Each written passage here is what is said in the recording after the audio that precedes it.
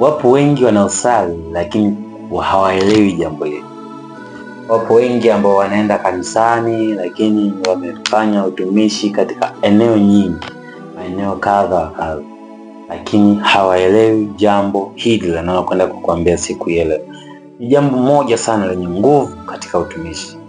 Ni jambo moja sana lenye nguvu katika huduma yote ulionayo. Kama ni mara ya kwanza unatufuatilia katika channel hii ya MG Studio, bonyeza alama ya kengele to follow, unaweza comment ili kupata jumbe zetu kila tutakapoachilia video zetu mtandaoni. Mungu atakubariki sana. Lakini siku hii ya leo nataka nikuelekeza hicho kitu kimoja ambacho watu hawajaielewa nini wanapaswa kukijua katika huu wito walionao, katika huu utumishi walionao, katika kumtumikia Mungu kwa sekta yoyote walionayo katika utumishi wa Mungu, kwenye makanisa yao, kwenye huduma zao za kuwalea watu wasiojiweza, kwenye kila kitu kinachoitwa utumishi. Hivyo unaweza ukafanya kitu, lakini katika hicho kitu kitazaa kitu ikiwa kuna kitu umekielewa ndani ya hicho kitu. Unaweza ukafanya kitu, lakini katika hicho kitu kitazaa kitu ikiwa kuna kitu hichi kimoja umekielewa ndani ya hicho kitu. Sikiliza sasa. Katika utumishi wote, nitakupa story hii. Kuna safari niliwahi kusafiri kwa muda mrefu sana kwa ajili ya utumishi. Nilipotoka katika Injili nikaenda ibadani. Nilipoenda ibadani ni utumishi. Nikaenda kwenye kikao. Ni kikao pia ni cha utumishi. Yaani ni kwa ajili ya Bwana. Nilipotoka tena kwenye kikao nikaenda kwenye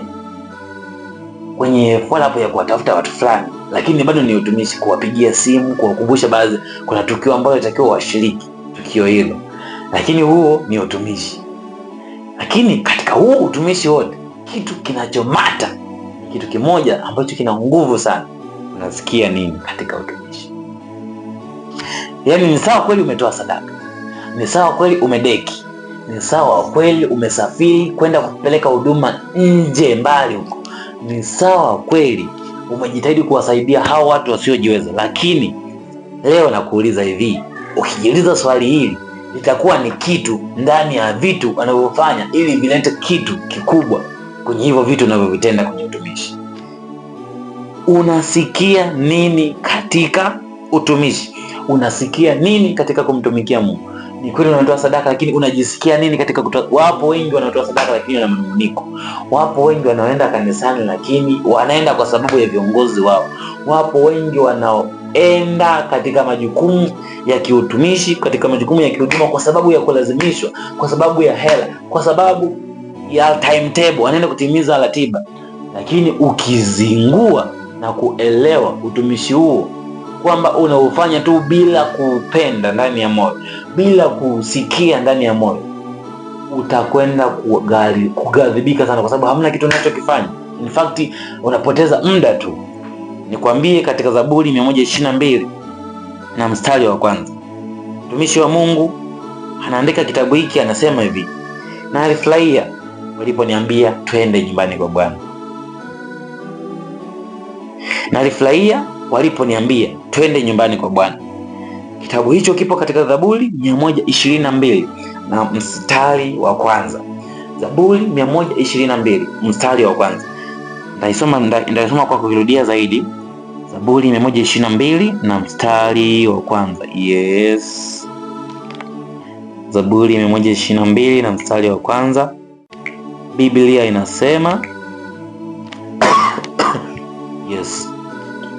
Biblia yangu inasema Zaburi 122 mstari wa kwanza, na alifurahia waliponiambia na twende nyumbani mwa Bwana.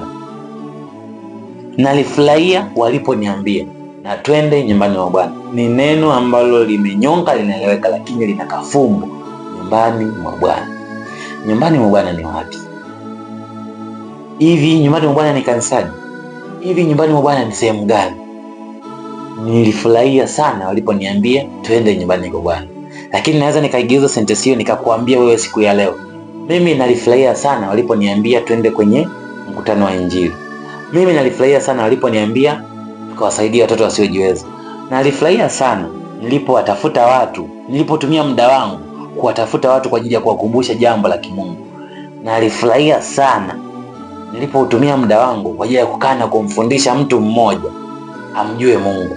Na alifurahia sana kutumia muda huu kukufundisha wewe neno la Mungu kwenye Biblia na kwenye mitandao ya kijamii. Na alifurahia sana.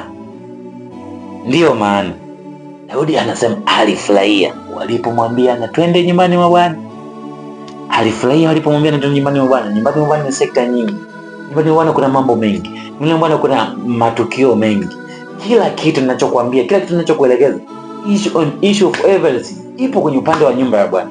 Katika kila mambo ambayo ninakuzungumzia hapo, kwenye kutoa, kwenye kuimba kwaya, sijui usaidia wasiojiweza, mambo yote, orodha ya vitu vyote, utumishi wote unaojua kumtumikia Bwana, ndiyo neno nyumbani mwa Bwana lipo ndani yake. Kwa watu wengi tumefanya kazi katika Bwana bila kupenda, bila upendo wa ndani, bila kukubaliana. Nafsi yako inakusuta, unaenda kufanya kwa sababu tu wataniuliza nisipofanya, watanitafuta, lakini unashindwa kufanya kwa furaha. Kama mtumishi wa Mungu Daudi anapasema yeye alifurahia walipomwambia twende nyumbani mwa Bwana. Alifurahia walipomwambia twende nyumbani mwa Bwana. Unapokwenda nyumbani mwa Bwana, hakikisha una furaha katika hicho kitu unachomtumikia, katika hicho kitu ambacho unamtumikia Mungu, katika hilo eneo ambalo unamtumikia Mungu. Kama ni kwa ajili ya Bwana, hakikisha amani ya moyo wako imeamua. Usifanye jambo lolote bila kupenda ndani ya moyo wako, bila upendo kutoka ndani ya moyo. Haujanielewa? Katika yote unayoyafanya, ikiwa umetoa sadaka kubwa, ikiwa umehubiri mafundisho ya muda mrefu ya kuwaelewesha watu, ikiwa umefanya jambo lolote ambalo jambo hilo lina mantiki katika ufalme wa Mungu, lakini haujapenda kutoka moyoni, hakuna malipo siku moja.